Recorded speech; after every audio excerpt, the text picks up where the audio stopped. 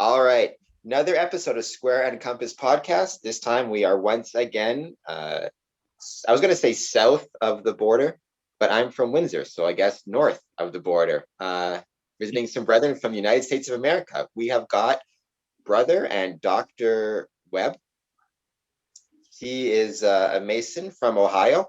You are the first brother I've spoken with who actually became a Mason during the pandemic. These fun times. So thank you so much. I'm sure I'd love to talk to you about that and what that was like. Glad to be here. Thank you. And then we have got, I'm very happy about this. Finally, I have got a brother from Prince Hall, Scott Peppers, brother Scott Peppers. Welcome to the podcast as well. Thank you so much. So the reason that this came about is I met with virtually, as all meetings happen nowadays, or at least all of my meetings, met Dr. Webb on a Zoom call for Arizona Oriental Lodge's book club. I actually talked to Luke Evans on this podcast, but I really enjoyed the discussion we had, and particularly what Dr. Webb had to say about Freemasonry. I thought it was very prescient, and it was a cool topic of conversation. So I definitely want to touch on that throughout this podcast. But first, tell me about Freemasonry right now in Ohio, and what was it like joining kind of in the midst of this pandemic? So I have nothing to compare it to pre-pandemic, of course, but going in through it, and I came in uniquely in spite of the pandemic. Like I was telling you before, I did the 1 day class where you do all 3 degrees in 1 day, where we had like a dozen different candidates and everything come in. And this, I'm gonna give you your answer, but this is just caveat and leading up to it. Where they had somebody from the Grand Lodge come down to initiate. We had 12 candidates. You had one proxy candidate for each degree going through serving the different roles, representing all the other 11. That's a common practice, evidently, here in Ohio, that they try to do at least once a year. Historically, what I understood, they did it in one location, probably the nicest lodge we had in the general area, and I heard it could be up to 500 candidates participating once a year. Just, they come from all over the state to do it. But of course, since the pandemic hit, they broke it down and they actually did several of them within a couple weekends and in a couple different jurisdictions. So, like I said, I had no true foreknowledge of what was, expectations or anything leading up to that. But they gave me opportunity. They said, okay, you can go through the normal way, which process, which, each different step, taking the time and doing everything that's required for each different step. I don't know how much we can actually divulge here, so I'm trying to keep it clean. Or you can do this 1 day class. And they were like, with the pandemic, and this is where I'm coming back to answer your question, with the pandemic in place, before I even got the call back for my petition, it had already been 2 or 3 months, right? We didn't know when they were going to be going dark again. The Grand Lodge at that particular point, this is June, July of last year, had just gave them special provisions to open back up. And this just happened to line up when they were scheduling the 1 day classes and stuff.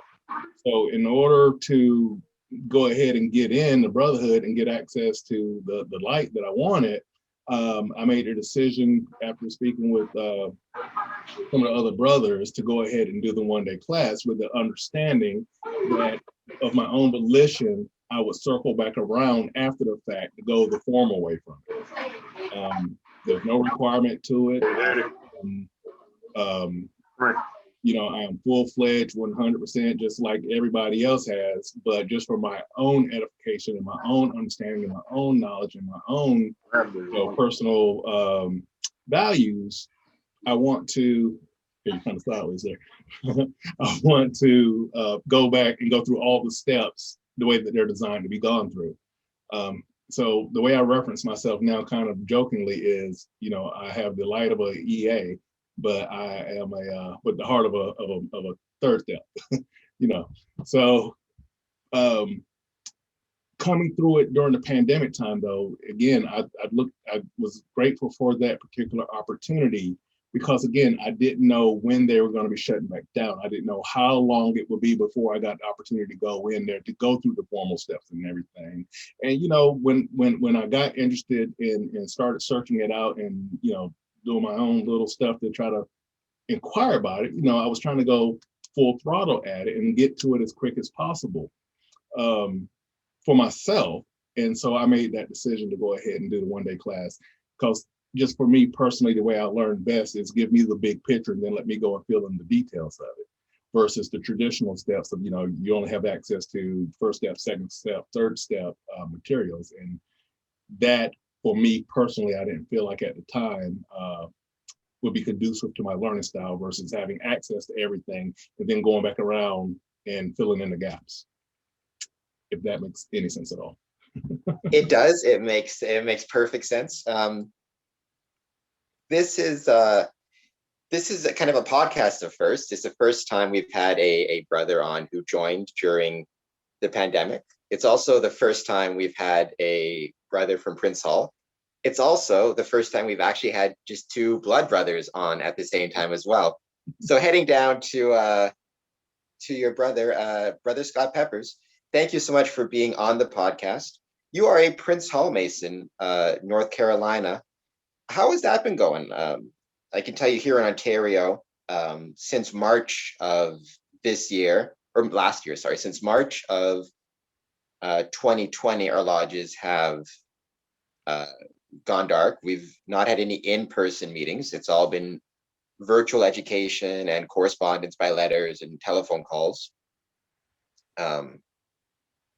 How has it been for North Carolina Prince Hall? Are you guys meeting via Zoom or in person, or kind of what's going on there? First of all, I'd just like to thank you for letting me come on to your podcast. As far as since the pandemic has started, we have gone dark. A lot of our meetings are virtually. We're doing it on Zoom meetings, and we do the same things that y'all are doing with calls and everything. So, I mean, as far as right now, there's no real in-person as far as Prince Hall is concerned. Are you, I guess, what are some of the things that Prince Hall has been doing then? You mentioned increase in Zoom meetings and phone calls. I'm not sure what the demographics are for Prince Hall in North Carolina. I know here in Ontario, one concern I have as secretary of my affiliate lodge, as Secretary of Harmony, is a lot of our members skew to older demographics, which obviously puts them more at risk, not only of COVID, but of isolation, concerns about getting necessities, things like that. I guess, what are is Prince Hall in North Carolina, do you guys also skew older? Is there concerns about at-risk populations, things like that? Yeah, I mean, we're pretty concerned as far where our concerns are that we are not spreading the disease any more than it needs to be spread, especially for our elderly members, because, those are pretty much our history as far as Prince Hall is concerned. So, Dr. Webb, let's get to the crux of how it is that you came to be on the podcast, which would be our discussion, Oriental. I really enjoyed it, and I think I agreed with you quite a few times because I really appreciated what you had to say, and I thought it was very valid points. And our primary discussion was about the idea of expectations related to Freemasonry and things like potentially requiring attendance requirements or different work that should be expected of a Mason. So I guess even though you're relatively new to the craft, as you said, getting your 3 degrees in the one day during this pandemic, I guess just touch or talk about that a little bit, the idea of kind of what expectations in Freemasonry means to you, and where you can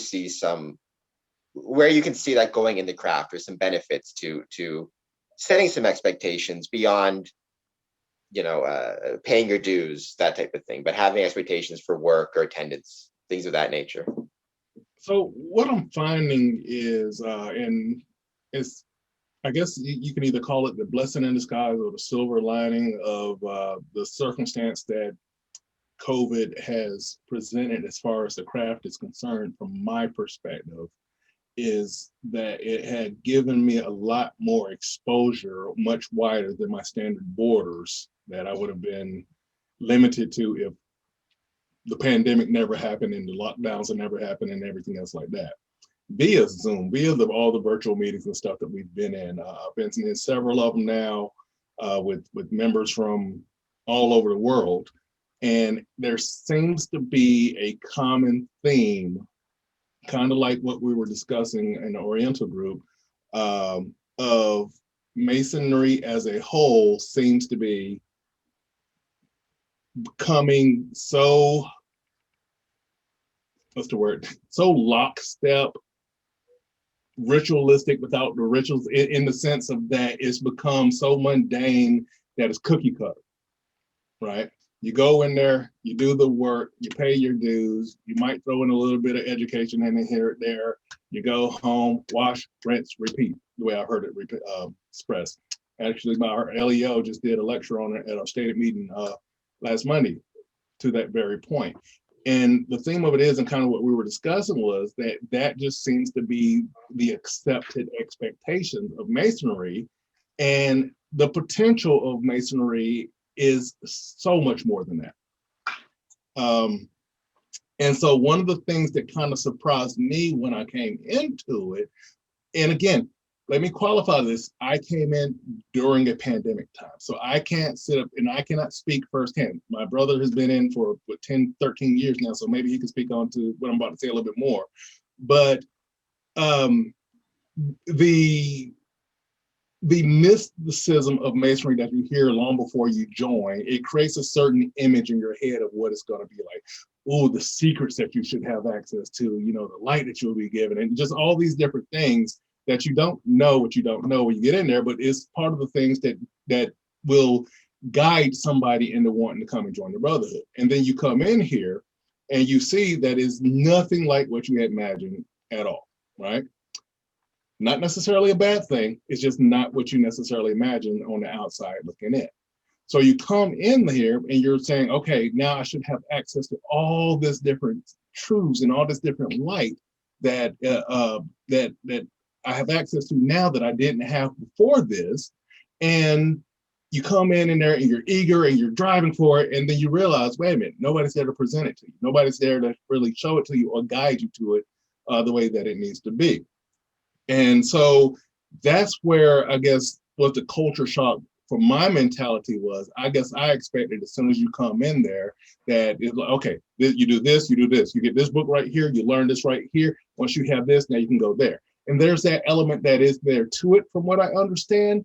And again, I'm talking about it from a pandemic Mason, so it might have been there a little bit stronger than what it is now prior to the pandemic. But I'm that type where I've been going out and I've been chasing it down versus, the formal structure being in place for me to just kind of fall into as a new Mason and everything to help ramp me up to speed. And I thought originally that, okay, this might be unique to my particular lodge just because of the characters that it's made up be. But like I said, in all the Zoom meetings and calls that I've been a part of, I've kind of noticed that same theme going around there, that the teaching isn't there the way it used to be. They're not using Masonry, the craft itself, to the fullest extent of what it should be.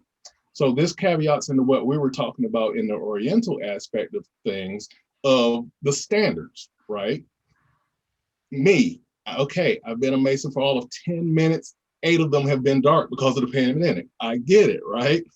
But to me, I think there should be a standard that is put in place, jurisdiction by jurisdiction. They can define their own standards, but at least put some kind of standard in place other than paying your annual dues that will give a value to the craft, that will make brothers want to come and be more than just warm bodies on the sideline, more than just, coming in there and filling in seats. Give them something to do. Give us somewhere to work. Give us some direction. Help us get there and help, to give us that drive and that passion for the craft back. And I think when we were on Oriental, you mentioned, make it something even as simple as, okay, you have to come to at least 3 meetings a year. Okay, we understand you got your vocations that come first, family comes first, God comes first. We understand all that, but you can't tell me, statistically speaking, that the vast majority of brothers can't make it to 3 meetings a year, right? If that's the standard that the jurisdiction decided to put in place. But you don't. The example I think I had mentioned at the time was that, I think we have 500 members on our books. I might have seen 1% of them. Now, again, we're talking about in pandemic, but from what I understand, that's probably really wasn't much different numbers pre-pandemic stuff. So what is it that's keeping the vast majority of the brothers from coming and participating in the craft? And if it has truly turned into that cookie cutter recipe that I mentioned in the beginning of this rant, then I can kind of see why they would start to step back, because everybody isn't going to necessarily have that passion, that drive to go out and seek and gain and put themselves in the position to receive that light.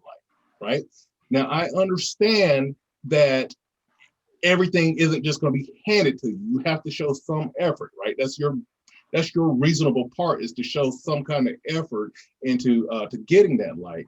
But once you've shown your interest and your desire to drive in that direction, I feel like there should be a formal system in place for you to drop into that can help you, instead of nitpicking and piecemealing and putting it all together. Yeah, I agree completely. Brother Peppers, what are your thoughts kind of from the Prince Hall perspective? I'm not sure, to my knowledge, in Ontario, Prince Hall has kind of the same requirements as Blue Lodge, in that there's no meeting requirements or attendance requirements or anything like that. To my knowledge, the only place in Masonry presently where those standards exist is somewhere in South America. I can't think of where, but at the Philippines. I know the Philippines has a 3 meeting attendance requirement. Otherwise, you're suspended from lodge. I guess from the Prince Hall perspective, kind of what are your thoughts just in general on what your Masonic brother and blood brother was saying? I think that on that aspect, would have to kind of beg to differ on the, 3 meetings a year or whatever.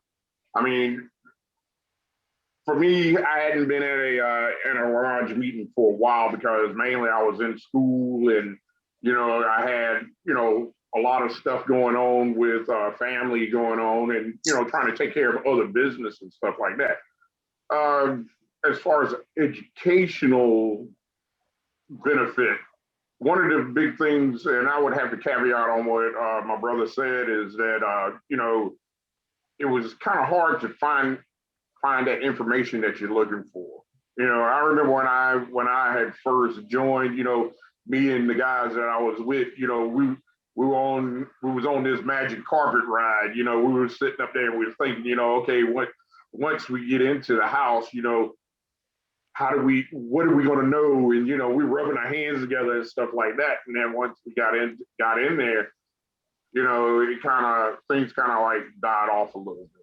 It was just like, okay, now we're in here. And I remember for myself, I had asked the guy, and I was like, I says, so what do I need to know? What do I need to read in order to, learn how to be where you're at?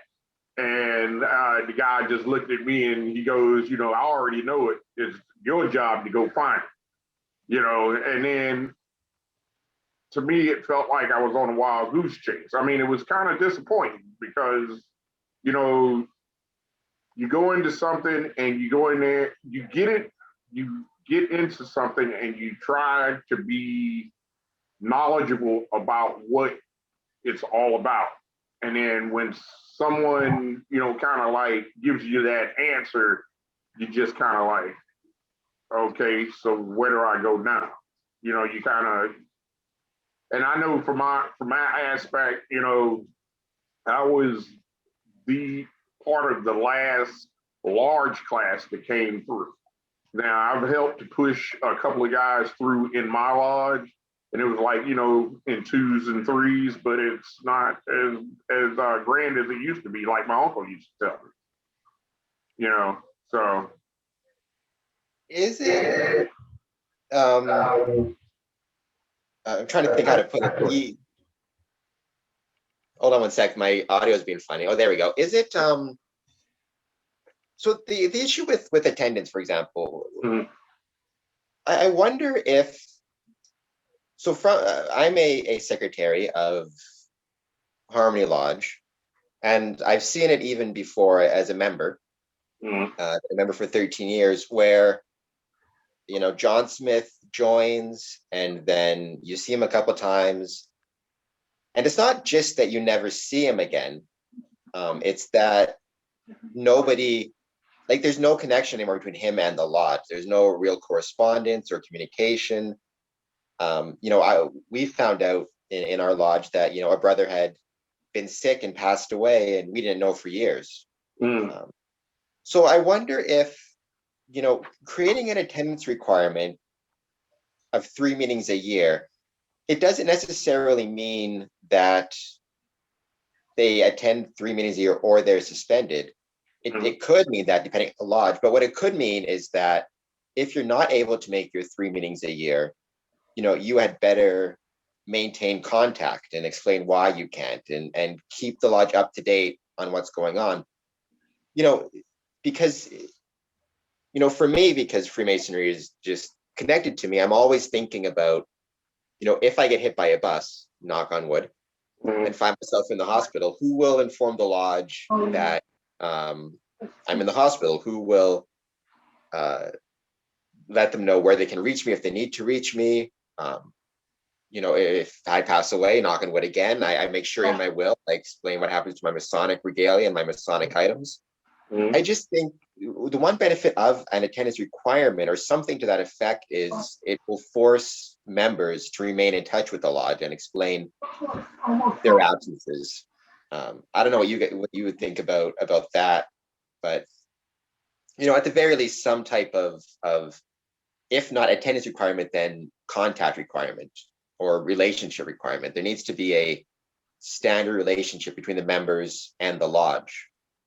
I agree with you on that. I think that, if talking to somebody at the lodge would be good, because you can sit there and you can actually, keep in contact. And my lodge has been good with that. Every once in a while, I get a call from one of the brothers from the lodge, and we'll sit up there and we'll, shoot the breeze with each other. And then, we have a tendency to know what's up in each other's lives.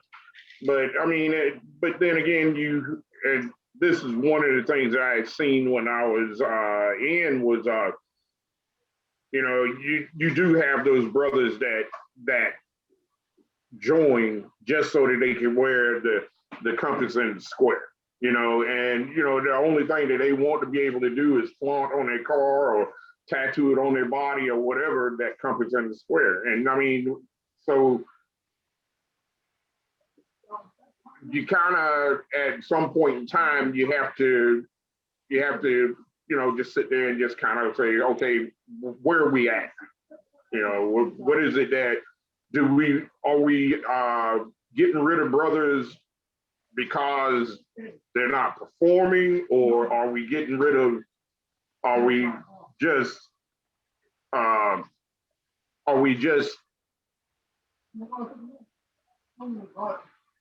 I mean, I'm kind of stuck on words. Let me go to Maurice real quick, and then I'll be back with you. So I guess I need to also express one thing. And I should have said that at the onset. My lodge, my brothers are amazing. Okay. I don't want there to be any misconstrued and like I'm disgruntled with my brothers at my lodge or anything else like that. My boys they're great. I love every last one of them. Of course, you have those ones that step up a little bit more than the other ones do. I think that's natural in any kind of relationship. More so what I'm talking about, though, with this whole situation is the thing that separates Masonry from everything else. right? Kind of to pick up on what my brother was just talking about. If we're just talking about being able to wear the regalia, if we're just talking about being able to gather together as the fraternity, if we're just talking about being able to hang out, drinking beers together, shooting pool together, whatever the case is, there are plenty of other organizations that you can go and have that kind of camaraderie, fellowship, regalia, and everything else in, right?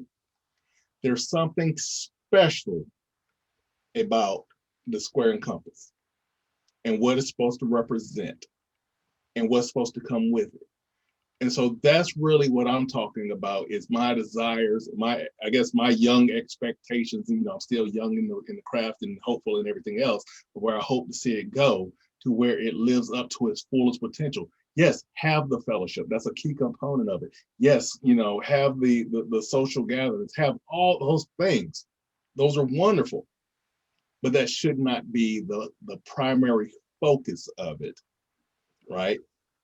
You got the work that we do, wonderful, right? But that is cookie cut, should be for the most part, right? I think you're on mute. I couldn't hear if you said something. No, like you said Oh, no, something. go ahead. Oh, okay. That's cookie cut. But that stuff outside of the work that brings the greater essence of light in place, that's the stuff that I'm talking about, right? As far as that angle of it is concerned. As far as what we're talking about, the standards, all I'm saying is if you go to any other organization, you mentioned this on the Oriental Book Club call, and you were absolutely right. If you go to virtually any other organization, they have standards in place to where if you don't live up to this standard, no matter how minuscule it is, you are showing that you don't necessarily have the passion to be a part of whatever that particular organization is.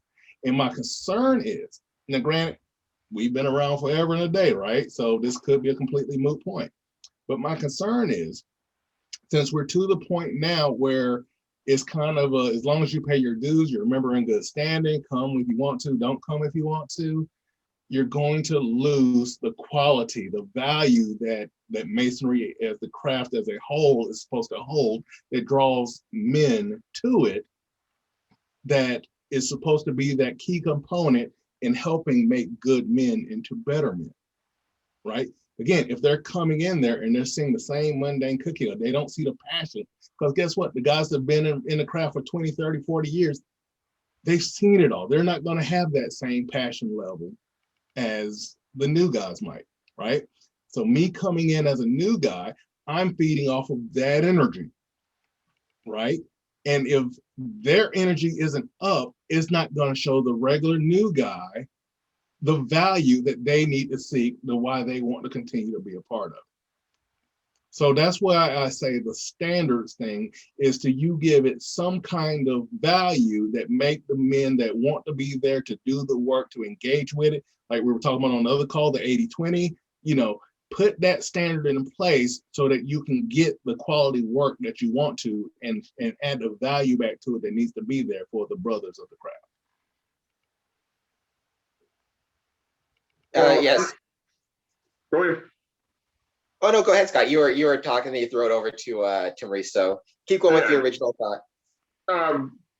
I had some people talking in the background. It was just distracting. But the thing is a lot of, for me, it was the education aspect for it.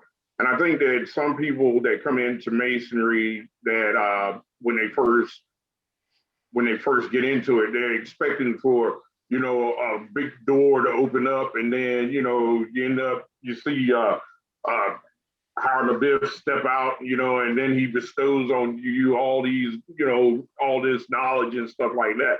I think if it wasn't for my brother, joining in Ohio, I would have not known about, your podcast. I wouldn't have known about the Masonic Book Club. I wouldn't have known about a lot of the other different things that are out there for people who are actually seeking that knowledge about Mason, that are within the Masonic order.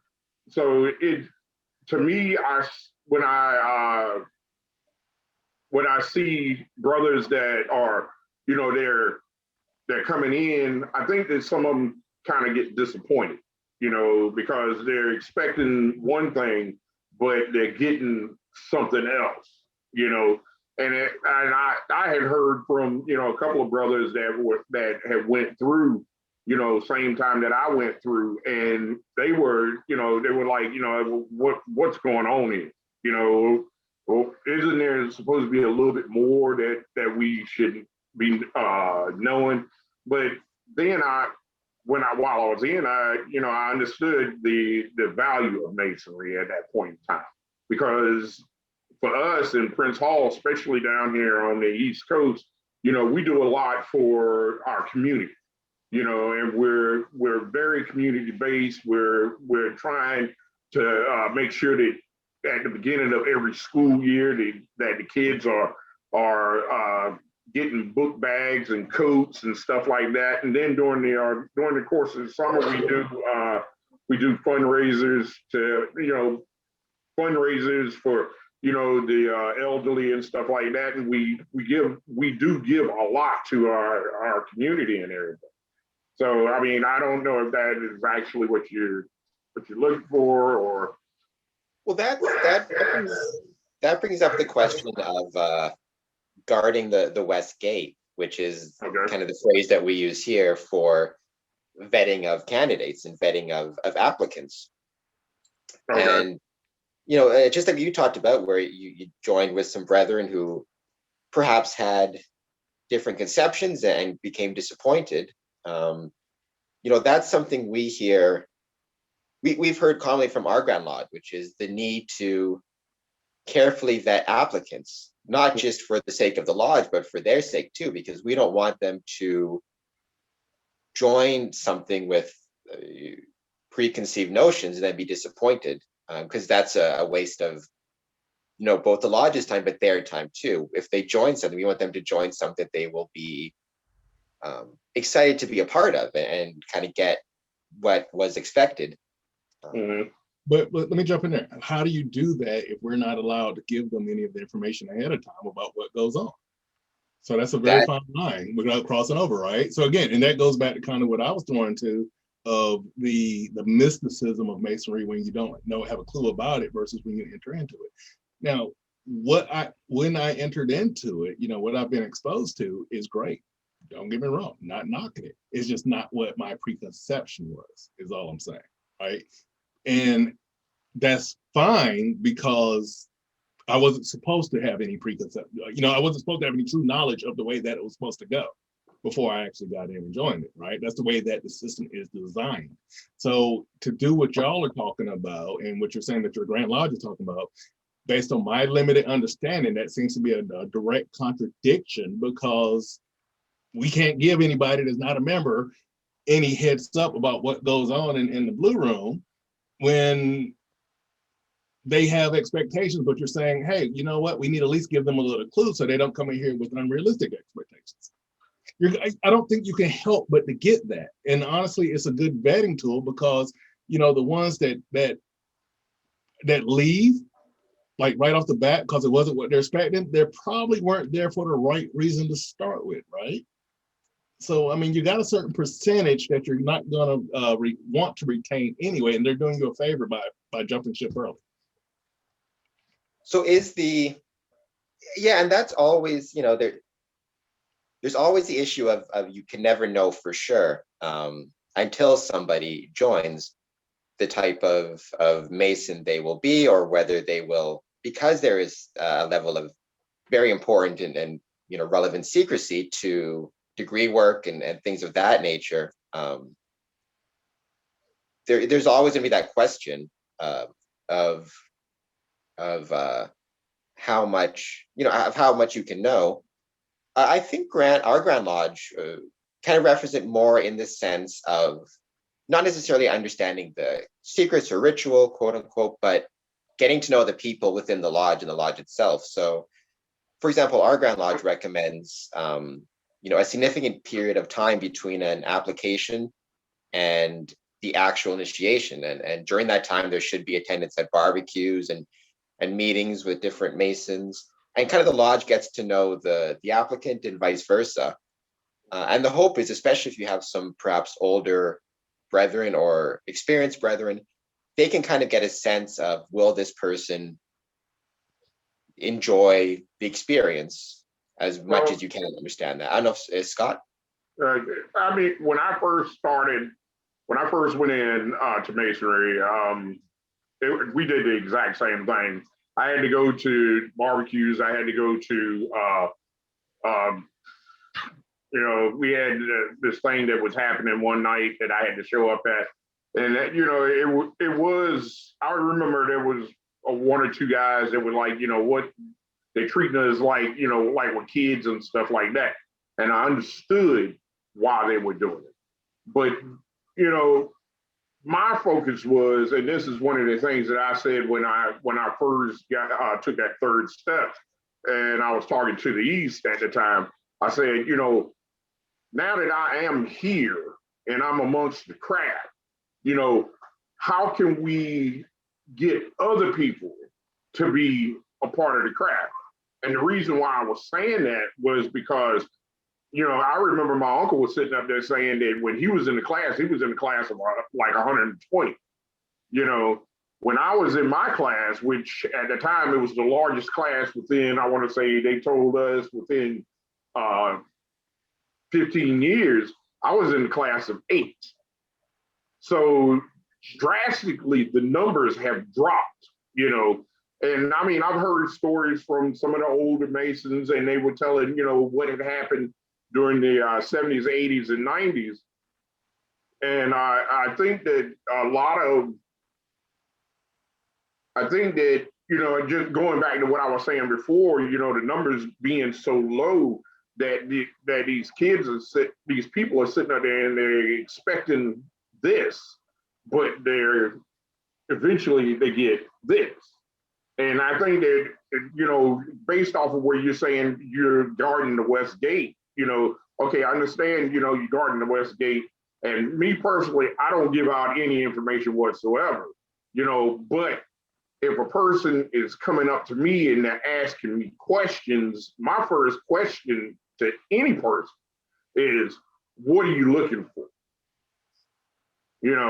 And I've had several guys that I've known when I was in the Navy and stuff like that. I bring them to the house, and I did this with my brother when I was talking to him. And I showed him, my plaques up on the wall and everything. And I said, are you here to get a plaque? Are you here to get, just be able to put this on the car, whatever. I said, if you're looking for that, this is not the place for you. So that way they can, start building in their mind, okay, whatever I'm actually looking for, maybe this is not the place for it. Now, I mean, I might have, got rid of some people, whatnot, but then again, why would, you want them to waste the money to get to this point? You see what I'm saying? Now you got to turn back around. Now you have to turn back around and you have to be worried that they go back and they start telling things that they shouldn't be telling, and half of the stuff, there was a book that I was reading, I forget what it was, when I first became a Mason. There was a guy who was telling me about it. He was like, pick up this book right here first. It was Born in Blood. That was the name of the book. So I was sitting up there and I started reading the book, and basically the book started out. Am I talking too much? No, keep going. The book started out, where I was sitting there and I was just, you're talking to the guy and you kind of, you're reading this guy's thoughts as he's going through the steps, the first step, the second step, all the way up to the third step. And you start, and for myself, I started understanding, okay, yeah, this is how I kind of felt. Once I got to that point, I'm just sitting up there and I'm like, okay, now what's going on at this point right here? And I'm not trying to, put too much out there because I know we're on podcasts and everything. But after I had became a part of the craft and I started working amongst the craft, I understood more of what the craft was as far as masonry is concerned. And I always wondered why they called it a fraternity. Now I know what the fraternity, what the meaning of fraternity is. But then again, how can we get the numbers brought back up to where our fraternity is a fraternity of good men? You understand where I'm at? Go ahead. Yeah, and I really like that idea. Um, the issue of that tension between the desire for new members and bringing the numbers up versus making sure that you're bringing the right members in, and you're not just bringing guys in who want to wear a square and compass but don't necessarily want to attend lodge or do any work necessarily. Right. And I like that, because I think that kind of goes to the expectations talk, and it just goes to a lot of what you're seeing in Freemasonry right now is a tension, because there's this desire to bring in members and bring in dues to cover the cost of a lodge or a temple, but not necessarily as much concern sometimes about will they be a quote unquote quality member. And that's not to be derisive in the sense that, I should not go to work in an auto shop because I can't fix anything to save my life, right? It doesn't make me a bad person. It just means that is not a skill set I possess. So I shouldn't be trusted to work on anybody's car. It seems like with Freemasonry, sometimes there's this idea that everybody can join, and it'll be for everybody, but not everybody, just by their nature, may enjoy it, or may the patience for it, or may want to be a part of it. And some brethren will say, and as some of the older guys will say, you can never know. You kind of got to give everybody a shot, because some might surprise you. But the downside is, if you give everybody a shot and the majority end up not, or even a big enough percentage end up not enjoying it or finding it not for them, just like you said, they may feel lied to or misled, or they may go out and speak negatively of the craft. Whereas it may be better to, at the start, just say, what are you looking to get out of this? What are you looking to give to this? And, this may not, depending on what you're looking for, this may not be the right fit for you.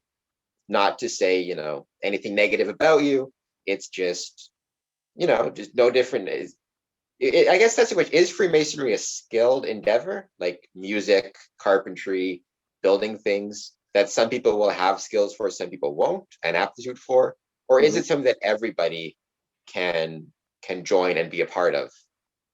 Every man, I should. Well, the thing is, and based off of that last statement that you made, everybody.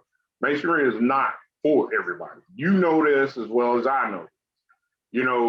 Just like when we were sitting up there and we were discussing, we're sitting up there and we're saying that, okay, if you get a member into your house, is this member going to be productive? Now, what is his productivity going to be? Is it going to be, is he an education person that can teach?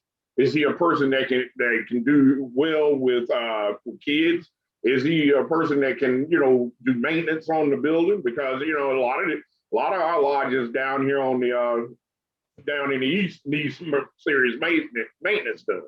But the other thing that I've seen a couple of Masonic halls just die. The attendance is so crying low that they just fizzle out.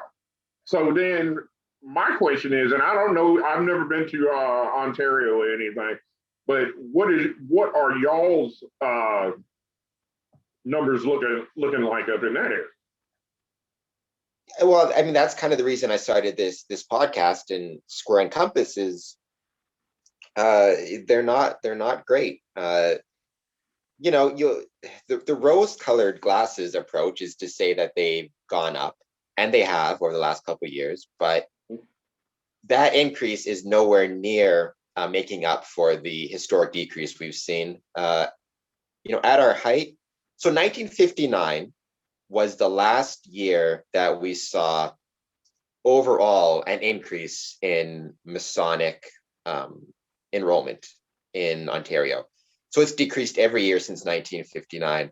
There have been, pockets where you've seen, like, for example, my lodge, Harmony Lodge, has increased our membership and attendance in the last couple of years before the pandemic. But it's the general trend is downward. So we've gone from 100,000 to 33,000 since mid 1950s, and the 33,000 is still dropping. And so that, there's lots of causes and reasons, and I've talked about them a lot on this podcast. But that brings back to the expectations piece. I wonder how much of this drop is the consequence of allowing people to join, but not setting any expectations for them. So what happens is, if enough people join, but they don't feel they need to attend, or they don't feel they need to necessarily do good work in order to remain a Mason, they just need to pay their dues. If that's the case and they pay their dues and they never attend, the next group that come up, they see what's happening, they see people not attending, and they start to feel like, well, this isn't really a growing organization. I'm not going to tell my friends or my family about this because, in a lodge of 100 people, we have, 15, 20 showing up. So they don't promote it. And obviously promotion, I'm not saying they're hand out applications, but they don't talk about what it means to them or how it's important to them or how it matters to them. And so it just domino effect. I know, going off of that point right there that you're saying, promotion wise, I had a discussion with a guy. This is right after I took my third step, and I was sitting up there, and I'm happy, I'm elated about being a part of an organization, and this guy that I was talking to, he said he was sitting up there and he just started talking about how he knew more about the craft than I did. He didn't say the craft, but he was just saying, I know more about masonry than you do, and I'm not even a Mason. And I was sitting up there and I was telling him, I said, I was like, well, what is it that you know? Tell me what you know so that, let's see where we're at up on this thing. What I realized, and it was not just with him, it was with several other people too. I realized that there is so much misinformation that's out there about the order. And there's so much, I've heard everything from nothing but there are a bunch of devil worshipers to rapists and killers and stuff like that. They're saying that we're part of the Illuminati and all that stuff. And I'm sitting out there, I was like, I've never heard anything like that, but go ahead and tell me what you know. And I never, interject what I know into what they're doing, because you're not supposed to fight with them over it. You're supposed to just let them think what they think, and then you move on about your business. Yeah, go ahead. I found it's always the next level with conspiracy theorists. So I've met the same type of people who have the same ideas, and I'll tell them I'm a Mason, and I've not seen anything like that, and they'll say, well, just wait, you're not in the inner circle. So you get your first degree, then you get your second degree, then you get your third degree, then you become a master, then you but no matter what level you're at, you're never at that inner circle. It's always, you'll see when you're at the next level, and it's at a certain point, that's how all conspiracy theories work, right? But yeah, that does affect the craft as well, is those things out there and kind of how they can proliferate on social media. Well, actually, not to cut y'all off, but that's actually one of the things that kind of piqued my interest, because I was hearing those same types of conversations from people who weren't in it, Yeah, I knew a couple people that were in it, my brother, my uncle, my grandfather, and the conspiracy theories about what it was about versus the reality of what the character of men I know them to be didn't line up. Right, especially my grandfather and my uncle and everything else like that. We came from a very religious family, you know, and the conspiracy mysticism of it, all you know, all the Illuminati talk and all the rest of it that he just mentioned and stuff. Those characteristics of a type of person that would do those types of things did not match up in any way, form, or fashion to anybody that I've known they've been a member of Masonry. So what I told myself was, and this is about a year ago, a little bit under a year ago. What I told myself was, instead of getting information and misinformation from people who have not been a part of it and have no clue of it, and who are getting bits and pieces of it from, you know, books they've come across in some kind of perspective, let me join it for myself, find out what it's really about. And if it's about some old mess that I'm not, you know, about, then I can, you know, I'll step out of it, you know, because I'm not going to have any part of no foolish mess. But if it matches up to what the character of the men I knew that were part of it is, then that's something that I wholeheartedly want to be a part of. And like I said, I mean, I've been a part of it since I think September is when I got, you know, did my third step and everything. In the modified pandemic masonry and everything. But from what I can tell so far, with my limited exposure to it, it's a very good organization full of very good men. My worship East, my every officer I have, you know, we just did new installations and everything else like that. But everybody I've come in contact with it have been wonderful men. You got different characters across the board. You got different personalities across the board, but they've all been wonderful men. That's been the consistent thing for it, and I've been privileged to meet them. Right, I've But never got that spooky feeling from any of them. is that kind of almost what you described is you know, represents kind of a symptom of the problem of declining membership, in the sense that when you heard these kind of the conspiracy theories and the spooky stuff on the internet, you had connections with other Masons, with your grandfather, with you know, your family. You had family connections, and you knew people who were Masons, so you were able to say, that doesn't line up with what I know about Masons within my life and the way they represent themselves. So there's something wrong here, and I'm going to investigate for myself. But you know, as you know, younger and younger generations come up, and as membership declines and declines, they may not have those same connections. So they may hear the spooky stories, but they may not have a grandfather or a father or a family member who was a Mason, or they may not know any Masons to see the other side. So is that another danger of declining membership, which is we don't have as many people to fight those conspiracies just by their actions and behaviors. But if you're not, sorry, Scott, if you're not allowed to combat it, then you really are kind of, you're kind of exposed to that, right? We're not allowed, like he just said, we're not allowed to go out there and say, hey, no, you're wrong. I don't know where you got that from. You're full of it, right? We're not allowed to do that. Again, you let them think what they want to think and you move on. You know, anybody who wants to know the truth, you know, to be one, ask one. You know, we all know that, right? So you're kind of setting yourself up when you have that as a policy. And I'm not knocking it. It's been a policy, from my understanding, since the existence of the craft or whatever.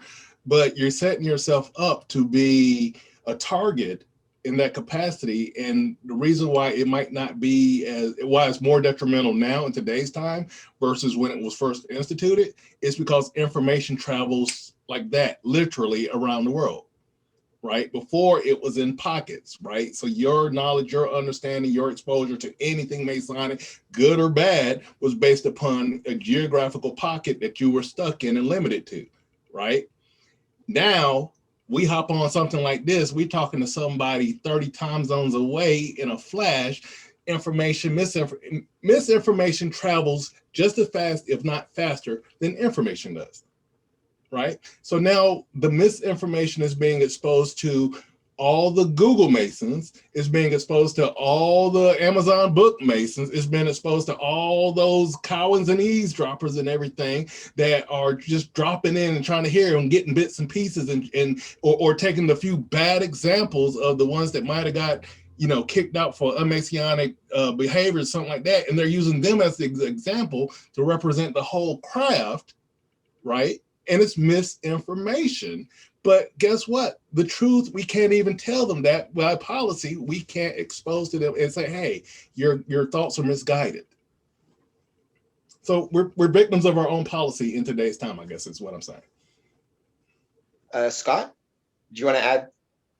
I can add to that too. I mean, some parts of what he's saying is are true, because we're not, we don't really defend ourselves on some of those aspects. We have a tendency to sit up there and be like, well, this is what I learned. Well, I mean, we're very closed mouth. I know for Prince Hall, we're closed mouth about some of those things. And when it's time to defend ourselves, we're taking a lot of shots. And then you get these people, just like what I was telling you about this one guy, he's a good guy and everything, but he's so full of misinformation, and he's only going to go by what he knows, and then he's going to spread what he knows to somebody else, and then, and he's on my Facebook and all that other stuff too. And then they start posting stuff on Facebook and, this, that, and the other. This is why you shouldn't do, whatever. And it's like, how do we protect ourselves? I wonder, the policy. I've always been suspect of the idea that there was ever a policy of, I think. Back in because my whole family are Masons, right to my great grandfathers, going back to the 1950s and even the 1920s, Freemasonry was so ubiquitous, you kind of didn't need to discuss it. People, one at the time, for example, about 10% of the adult male population in the United States were Freemasons. Mm-hmm. And in Ontario, there was 100,000 Freemasons, over 100,000 at its height. So the idea that, a Mason would need to defend him or defend the craft against kind of slander or conspiracy theories, you wouldn't have to, because it was just so ubiquitous. Everybody knew a Mason, and you could just see the way they carried themselves in public and acted in charitable works.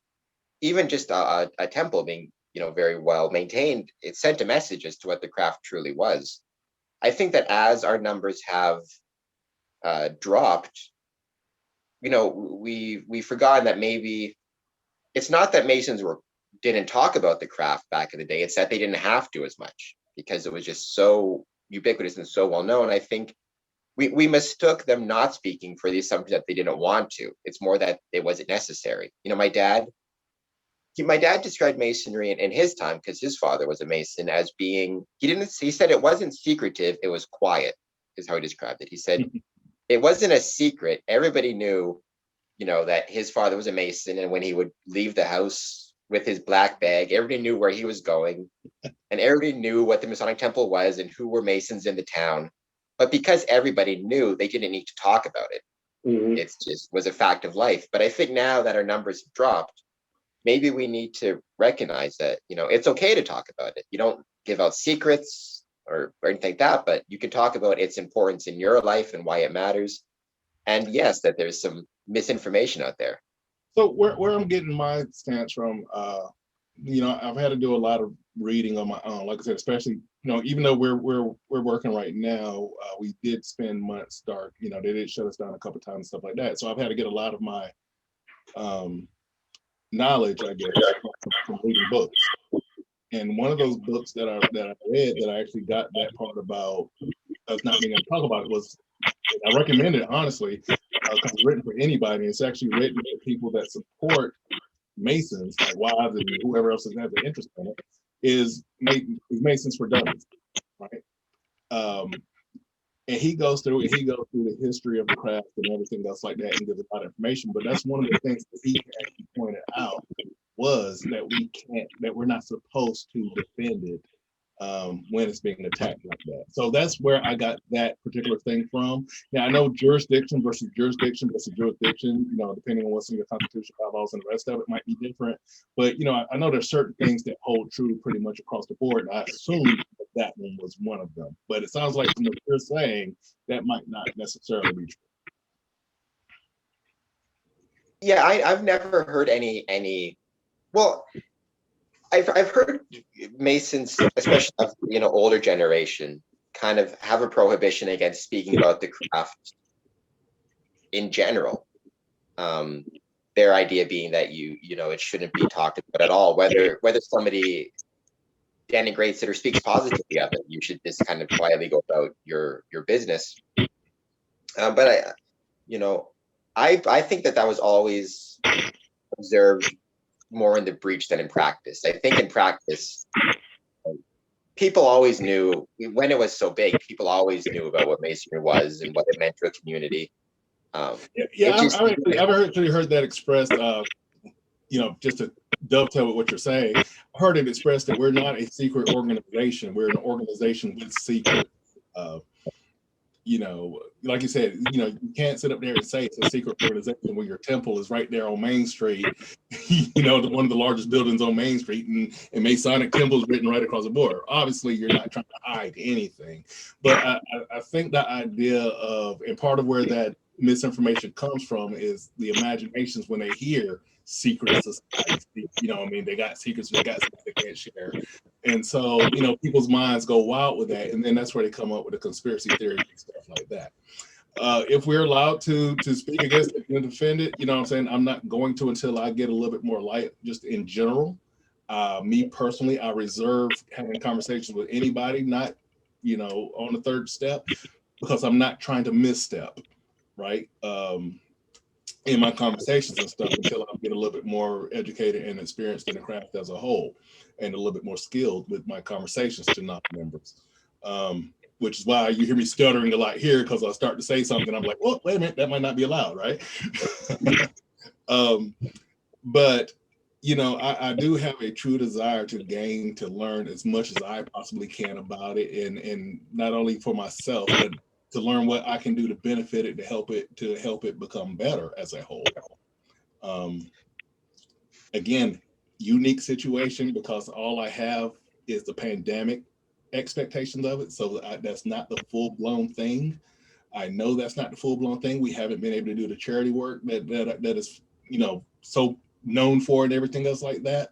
And I'm looking forward to a time when we can get back to those types of works and look at the grander picture of Masonry as a whole. But I did want to just circle back around to what you were talking about before we transitioned into this line of thought, when you were talking about the membership and the head count and the years and the decline and stuff. So just this past Monday, we had our stated, and our LEO during the education part of it, he actually spoke kind of to that point. And interesting tidbit that he brought out was two things, really. He was talking about, would you rather have a nice hot piping pizza, or he said, would you like to have a cracker with tomato sauce on it or ketchup on it, which is nasty. Evidently some people eat that, but to me it was nasty analogy. But his point were, they both bread bases, they're both tomato sauces on it, but you're still always going to choose that hot piping pizza every time. And so that's what he was saying as far as Masonry as a whole, and I was really glad to hear him talk in this direction, because he's really trying to, he's doing a good job in trying to establish that everything that I've been talking about, which unbeknownst to me until Monday, he's actually been working behind the scenes to get it put in place, because he's a new LEO. So I'm really looking forward to where my particular temple is going as far as that type of stuff is concerned. The second part of that was one of the things that he brought out in his education lecture was that all the spikes in the numbers came after major events in the US, specifically. After the wars, after whatever pandemic happened in place, after some national event happened and came to a close, there were major surges and spikes in the craft. And his point was, when we get on the backside of COVID, the likelihood, if it holds the same pattern, is that we're going to get another spike, right? And if we get that secondary spike after COVID, doing a full circle back to where we started at, we have to have something in place for the new brothers that are coming in to help them get engaged and to help grow the craft as a whole, versus coming in, again, doing the cookie cutter thing to them and losing a certain percentage of it and saying that's an acceptable loss level. That's actually something I wanted to touch on that you brought up, because not only are you both Masonic brothers and also blood brothers, but you're also armed forces brothers, both in the Navy. Yep. Which, I've had a soldier on here before and historian, and I brought up the fact that the two great kind of spikes in Masonic membership came after World War I and World War II. Mm-hmm. Actually, it's an interesting side note. So I'm in a wheelchair. I'm missing both of my legs above the knee. The reason in Ontario that I'm allowed to be a Mason is because after World War I, so pre-World War I, the rule was you had to be a quote-unquote whole man to join a Masonic lodge, which meant you have to have all four of your limbs. And after World War I, in the 1920s, there was a large number of veterans applying for membership in Masonic lodges, and many of them were missing limbs from the war, arms or legs or whatever. So they actually changed the rule and allowed amputees to join because of the number of veterans applying. But I guess, does it, from your experiences in the armed forces, first, do you find that there's a correlation between those experiences and Masonic experiences? And also, do you find it surprising or not that so many veterans coming back from World War I and World War II would seek out lodge membership and kind of drive numbers up? I know, Scott, you've been a Mason for a lot longer than your brother, so I don't know if you're going to take that first. Yeah, especially with us. I was with the Marine Corps for a long time, so you build a lot of camaraderie with your Marine brothers and stuff like that. And I would say that and I actually, believe it or not, I belong to a Marine lodge, and you can tell that it's the camaraderie amongst the brother Marine versus normal civilian that has never been a part of any type of armed forces, that you have a much closer and tighter bond with each other. So I know when especially when I was going through and I was part of my class, I was the only Navy person there, but I was so close with these guys by being, serving with them in 2 tours in Iraq and, going to Japan and, going to all these places with these guys. I knew how they thought. And that's basically what you're saying is that,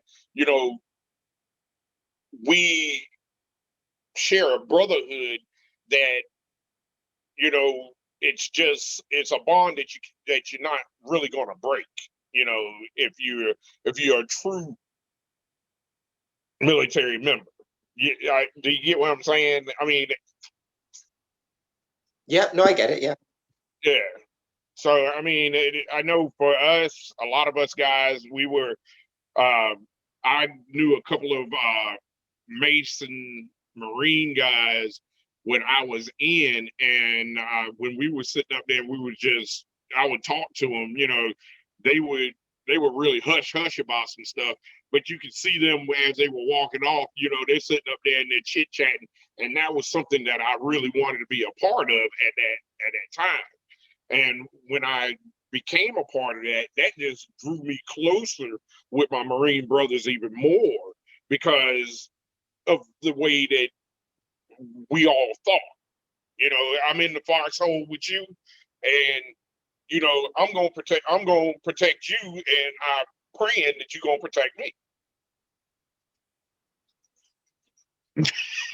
Absolutely. Dr. Webb, do you want to, because you're also a veteran, so with the armed forces. So I guess same question. How is your experiences within, do you find that there's a translation between your experience in the armed forces and Masonry? And I mean, do you find it surprising or kind of expected that you would see an increase in membership after World War I and World War II, and a desire for veterans to join the craft in such numbers? I got out back in 1999, so I haven't even been in the military this century. Makes me sound older than I really am, but I honestly I do see why very easily. I can see why it would be sought out, because for the very reasons that my brother was just expressing, that camaraderie, that brotherhood, that brother of another mother mentality that exists and that is naturally created in the military by being forced into proximity with each other.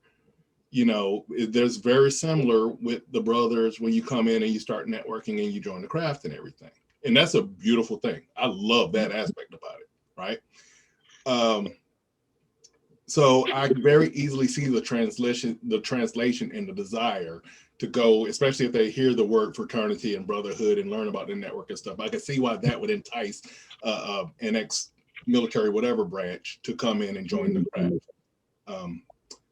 But again, you can also get that by joining any other kind of organization, that one particular aspect of it.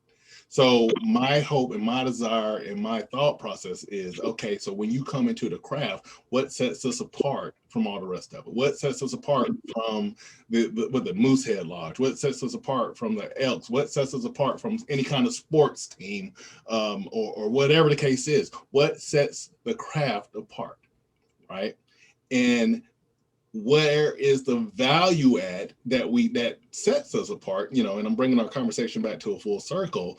That's where we're talking about, we got to make sure that the ones who are existing in here now are re-energized for those who have lost the energy, who have started going through the humdrum motions of everything. Make sure the new brothers like myself who are coming in have something to engage in a direct path, clear path to go on, to help increase our maturity in the Masonic order.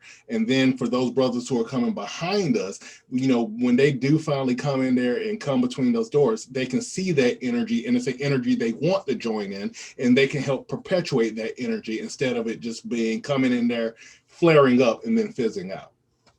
And like you said before, never seeing them again, or just, flashing the regalia and being done with them. And that does bring up the point too. I mentioned we saw the increase fueled by veterans coming back from World War I, coming back from World War II. Interestingly, and I don't know what this says either about the changing kind of military culture or changing maybe just society or Masonry changing. We didn't see that same increase after, for example, Vietnam or Korea, or even more recently in the Middle East. We didn't see that same was it not to the same level, or was it not a surge at all? To my knowledge, at least the most recent, I know that there was no surge, at least in Ontario, to my knowledge, no surge of veterans coming back and joining. I don't know about Vietnam. I know there wasn't a surge. There may have been some who joined, but I've not seen any evidence that there was any surge in the States of Vietnam veterans joining lodges. I could be wrong. If I am, and anybody's watching this in the comments who might know differently, leave a comment. But I did find that interesting. And that goes to what you brought up before about the spikes in membership after great national events. that was true in the 1920s. That was true in the 1950s. I'm not sure if that's still true today, because, we have had a few national tragedies or kind of Canada, US national events, but have not necessarily seen an increase in Masonic membership, or that spike like you saw in the 1920s and in the 1950s. Yeah, I think it probably obviously not to those levels. I'll grant you that, but I bet if somebody went and did the research, that they would see something, right? Instead of spiking like this, it might have spiked like this, but it's still some kind of search there. And my LEO, when he was talking about it on Monday, his point was that after the pandemic, and everybody's done being claustrophobic, they're going to be looking for something to come and engage in and to kind of stretch their wings out and stuff like that. I would have to and I hope he's right. I would have to beg to differ on that, because with just by seeing how society now has started to change, I think that most people are, most people are more afraid to be a part of a group like that. I think that people are more that it's too, what's the term I'm trying to use? Basically, what I feel is it's too much computerized. With Masonry, you have to actually get out there and do something, and you need to be in each other's face. But with people nowadays, it's more, don't bother me. I want to be left alone. I don't want you to, be in my face. I don't want to be at your barbecue, and stuff like that. And they're very solitary. That's the word I'm trying to look for. They don't. I think Antisocial. Antisocial. There you go. I think with them, they just don't want to. It's not in them anymore.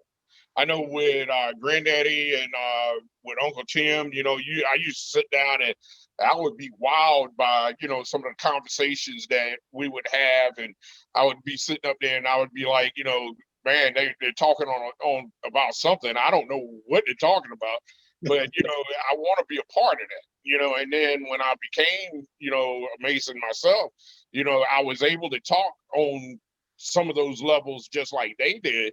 And I was just like, okay. And I kind of would, peek around to see if somebody's actually, listening in or something like that. And people, they don't listen in. They don't care. So you're disappointed there's no Cowens and eavesdroppers out there? When you decided to make your appearance in the Masonic order, and when I decided to make my appearance, we actually listened, and there was something that we heard, or there was something that we saw that actually made us want to go in that direction. Yeah, I remember. Oh, go ahead. Sorry.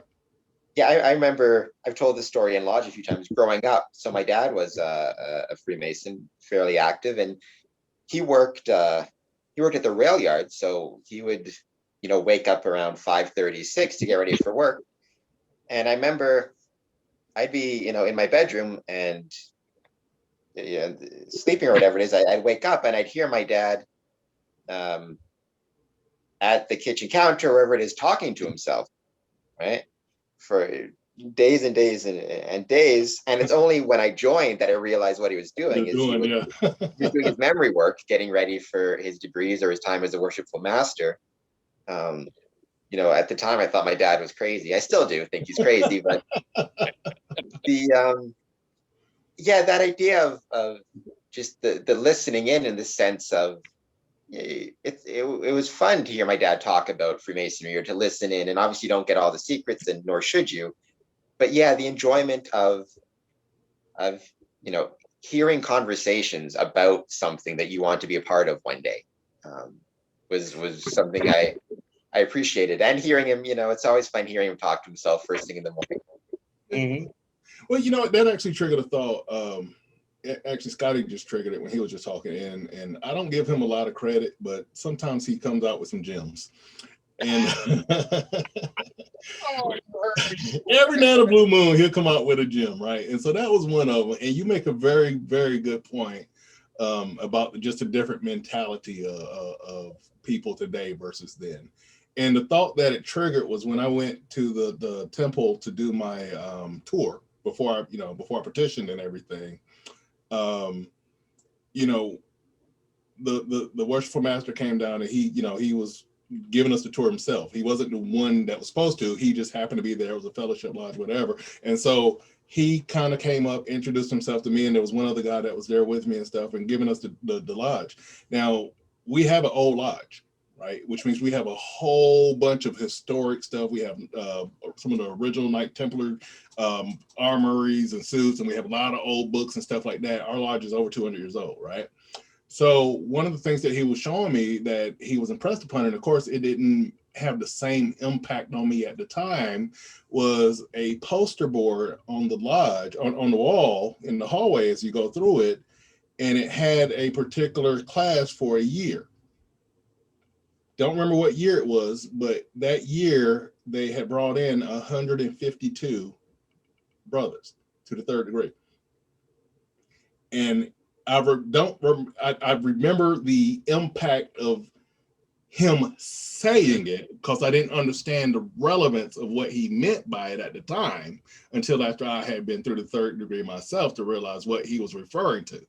But the point of it is that it's a completely different mindset. They had a whole lot less distractions back in the day than what we have today, which is the point of what I'm trying to say.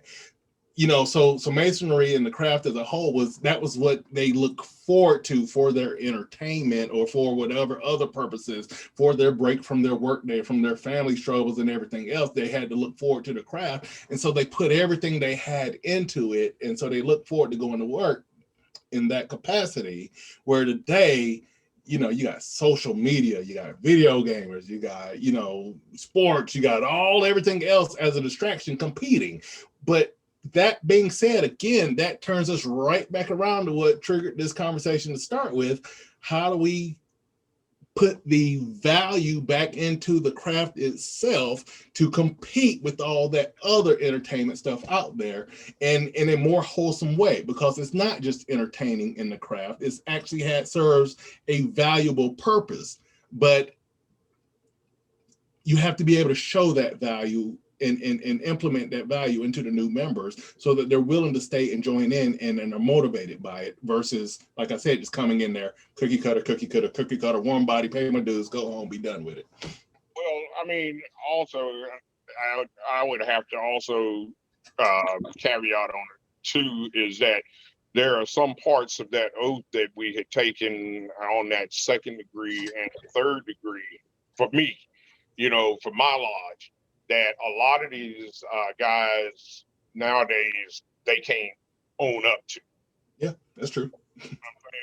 So, I mean, there are things that, that I had to affirm to, that I had to let them know that, hey, look, this is the way it is. And a lot of people nowadays, they don't want to stand by those standards no more. They want to be free to live the life that they want to live, and they want to do whatever they want to do, and they don't want to be held to any type of I don't know the word, but I mean, they don't want to be held to, and I know I was sitting up there, I was talking to one dude, and he was sitting out there and he was like, I could be a Mason if I want to. And I looked at him, I was like, no, you can't, because Masonry does not, with what you do, no, it's not a part of what you do. You know what I'm saying? So that caveats into, are we talking about quality members or quantity of members? Yeah. Right. I understand you have to have a certain quantity to meet the financial obligations and needs. I get that. But if you have to cut back on some stuff to get a quality, in my mind, might be worth it, right? If the value is there as far as the order is concerned. And the whole. Go ahead. No. I mean, me and him was getting ready to have an argument, right? Really. Oh, brothers. That's why I told you to bring him on. That's always that interesting question, though. The quality versus quantity.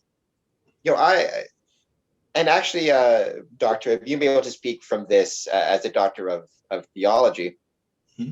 I'm trying to think of how to put it. One thing I've noticed in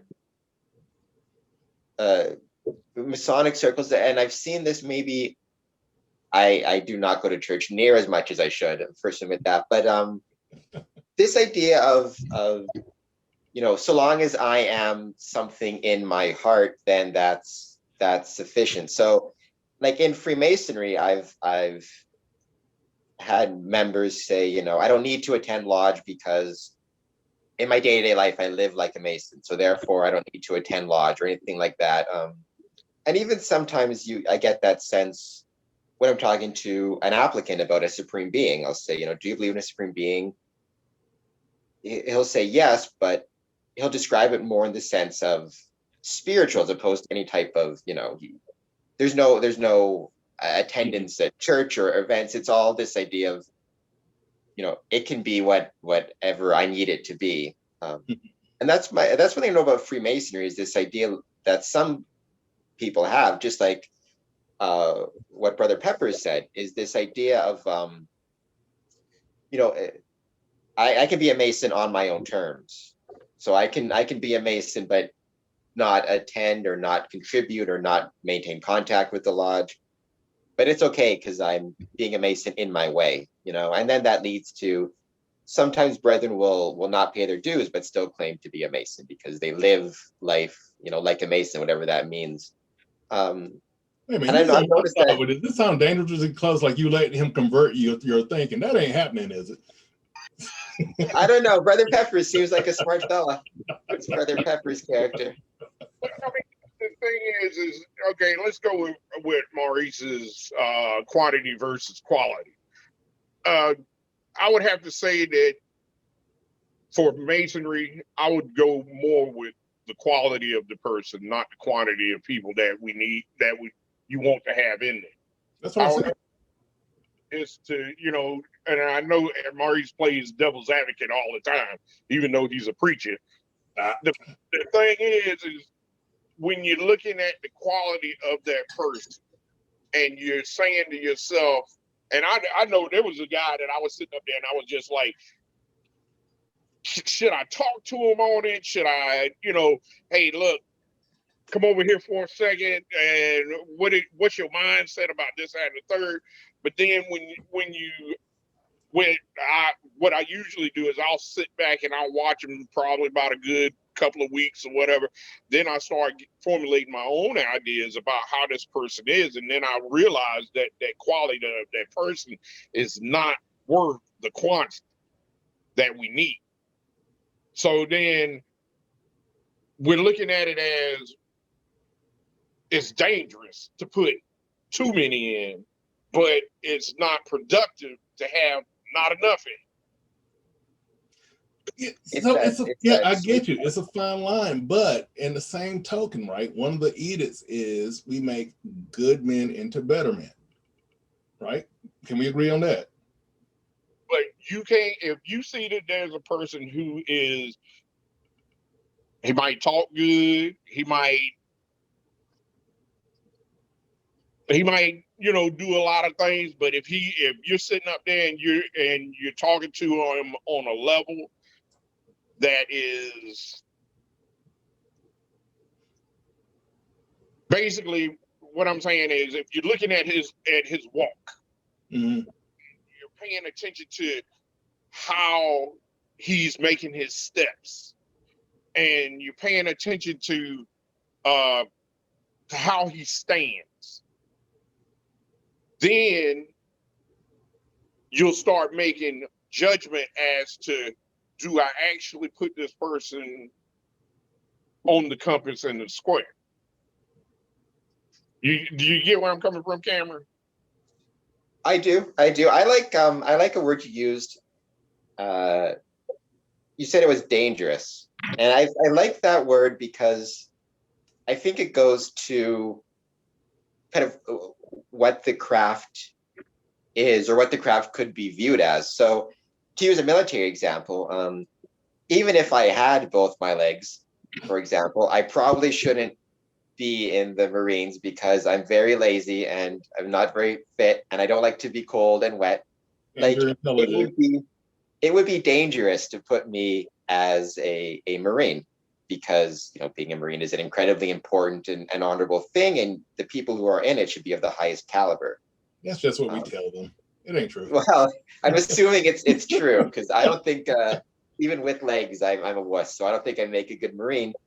But the reason the standards are so high in the armed forces for anything, right, is because it's dangerous to allow somebody in who is not up to that standard because Ooh, coming back to my side. I hear you. I know where you're going. Go ahead. because lives are on the line. And I think very often in Freemasonry we forget how important it is. And I think that sometimes we have this idea because lives aren't literally on the line, or it's just a club, it's just a group. We forget that it's dangerous to allow people in who maybe aren't up to certain standards. And that's not to say they are quote unquote, bad people by any means. It's just they may not be the right fit for Freemasonry. Just as somebody might not be the right fit for the armed forces. Doesn't mean they're bad people. It just means it's dangerous to create lax standards to let them in. And the same way, maybe lives aren't on the line in Freemasonry, but in a sense they are, because a strong Masonic lodge, a strong Masonic temple, it makes lives better. It protects people from things like suicide, depression. It protects people from Alzheimer's. So it's important enough that having lax standards of attendance or memorization work, it is dangerous, in my opinion, to the craft and to the members. Yep. So one of the things that they taught us, and I remember when I was on, I forget which, it was second step I was on. They told us, it was this old guy came in and he gave us a speech, and he handed us a piece of yellow tape with black writing on it, and he said, "This is something that you should always remember." And that piece of yellow tape on there said one word. It said caution. And he said, whenever you're talking, whenever you're listening, whenever you're engaging with somebody, he said, always exercise that word. And that's where when I was talking to you about, when I'll be talking to some of the guys that I would think, and this is when I first got into masonry, I was really gung-ho about it. And I was like, yeah, let's go ahead. I want to make him a mason. But then I had to go back to my black briefcase, and I opened it up and I looked, and I had that piece of yellow tape that was sitting in front of me, and it said caution. And that was one thing that I always remembered was caution, because we don't want to end up making masonry into a farce.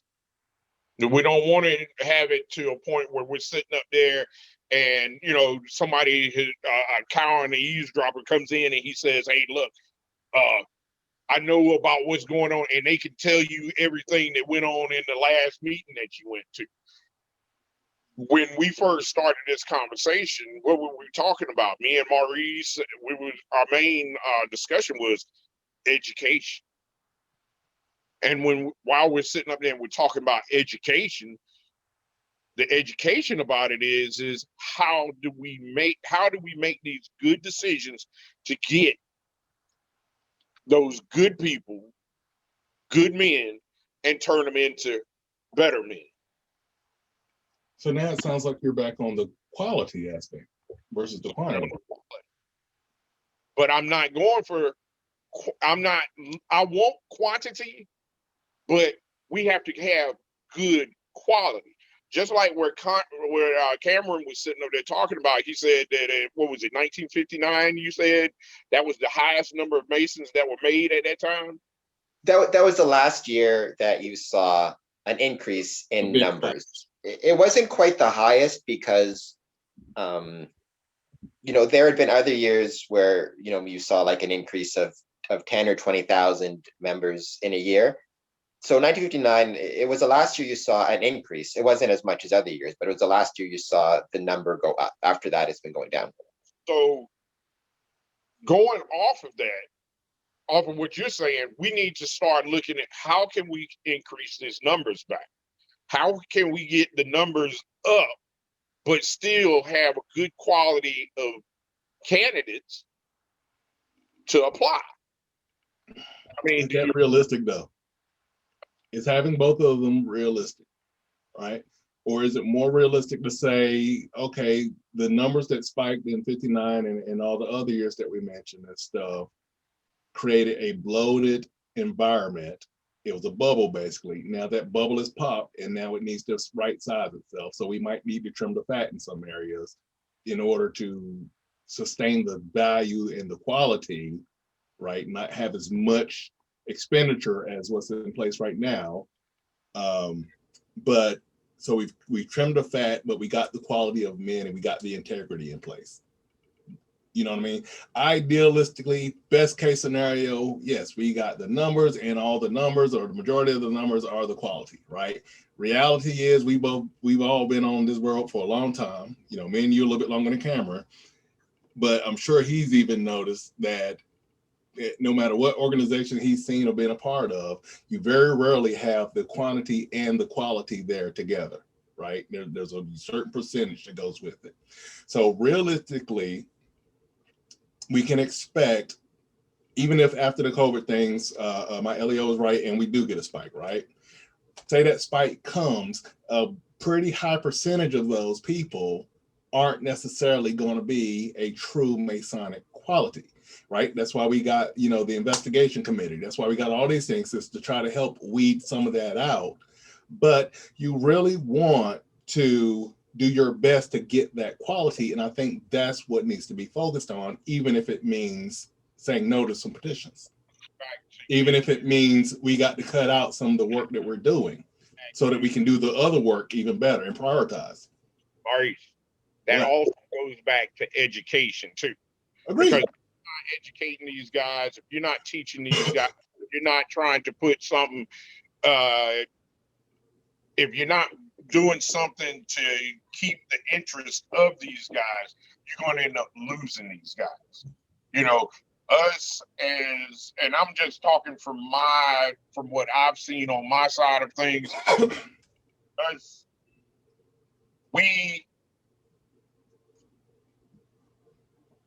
You remember what I was telling you about the whole that little book that I told you about? Yeah. And as long as you remember everything inside of that book, you can pass on to get passes. It's Cliff Notes. You know what I'm saying? But it's just like when I was in school, when you was in school, if you had a good instructor, if you had a good teacher that was sitting up there telling you, okay, this is what you need to study out of the book, he knows about the Cliff Notes, but he should test you on everything that's not in the Cliff Notes. Do you get where I'm coming from? So if I'm understanding you right, you're basically saying that the way that we get the quality and the quantity is by having that superior education in place. So when the quantity comes in, we educate them into equality. Yeah, I do believe that where you're going with it. Yeah. But the thing is you're going to end up having those people that are they're not into it. They don't want to know no more than what they already know. And then they'll walk away from it. Yeah. And then you have those people that are in there. And I know some guys that are in it that they only know one thing, and then you sit there and you're looking at it and you're looking at them and like, okay, well, can you tell me more about what's going on? And we're on the same level. We can talk freely. And they sit there and they look at you and they be like, You see what I'm saying? So then you're sitting there and you're like, Okay. And it goes back to what I was telling you about that conversation I had with that one guy when I first became took my third step. I sat there and I was like, well, what do I need to know? What do I read? And the only thing that person could tell me was, I know it's your job to find it. And then you're sitting up there and you're left lost. So now you're searching in the dark for some light, but you don't even know which door handle to turn because you can't see. So if that's the case, then that increased the risk of losing even the quality that you possibly have in there. You know, you get a quality man to come in there, you don't education, now you're losing him, which, you know, is counterproductive. I would beg to differ, because if you were to teach that person, you know, that person is sitting there, if you were to teach that person and say, look, this is what we want you to know, or this is what you should not know, not just what we want you to know, but this is what you should know. That makes a better quality of person. I would much rather be with a person standing beside a person who knows how to shoot and what direction to shoot in, than to be sitting there with somebody who's holding the gun right there and they're flagging you with it. You know what I'm saying? We're saying the same thing. And you're firing it in the wrong direction.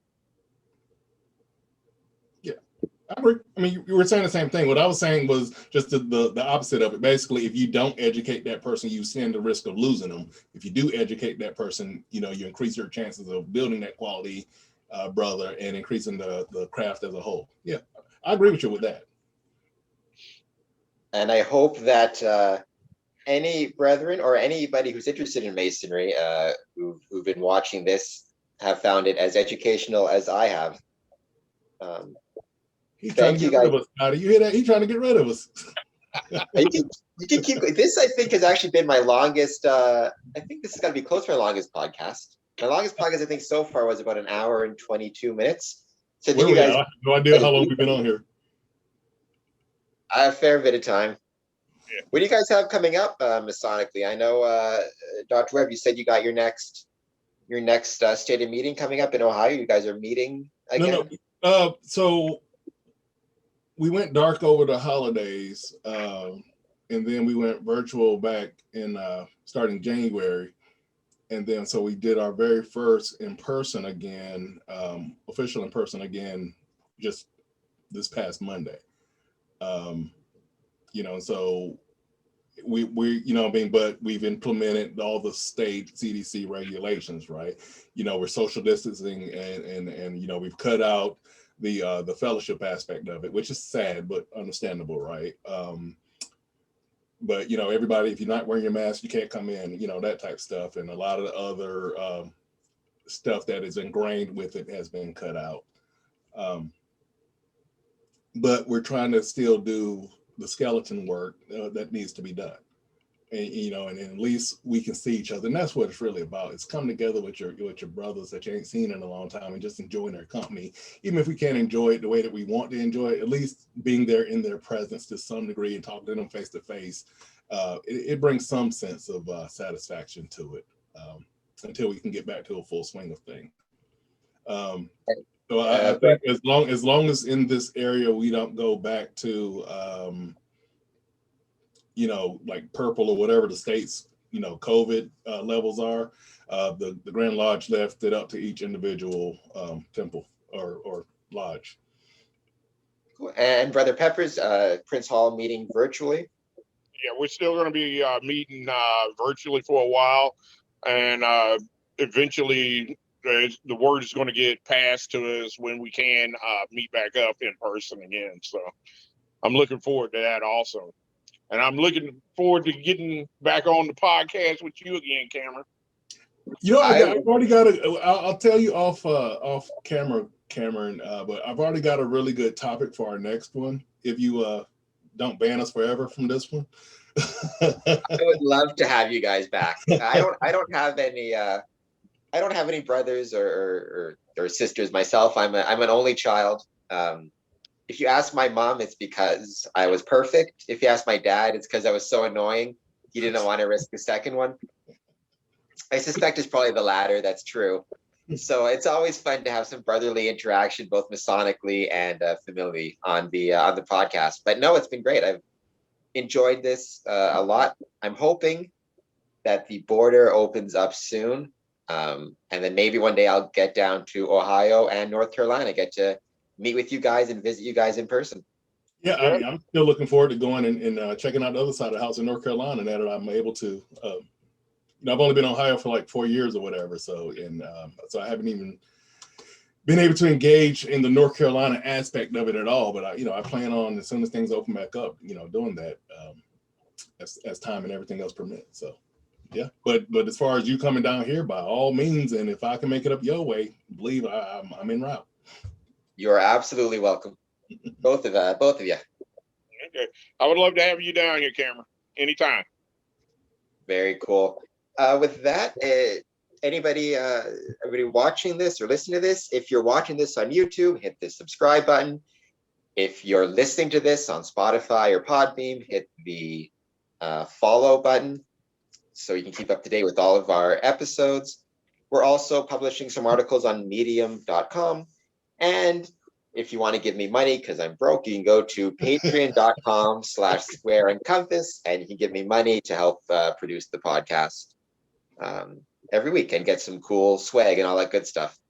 And with that, thank you both, Dr. Webb, Brother and Dr. Webb, and Brother Peppers for being on the podcast.